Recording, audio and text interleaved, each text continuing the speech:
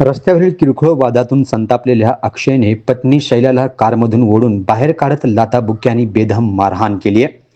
कर्नाटकमधील कलबुर्गी जिल्ह्यात पत्नीची अमानुष पद्धतीने हत्या केल्याचा धक्कादायक प्रकार उघडकीस आला असून या घटनेने संपूर्ण राज्यात संताप व्यक्त केला जात आहे.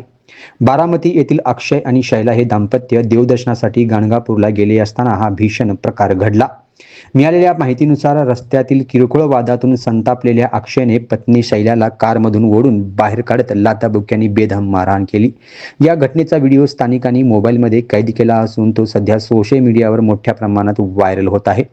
रक्ताच्या थारोळ्यात पडलेल्या पत्नीवर मृतदेहावरून कार चालवली. यानंतर अक्षयने धारदार शस्त्राने शैलाचा गळा चिरलाय.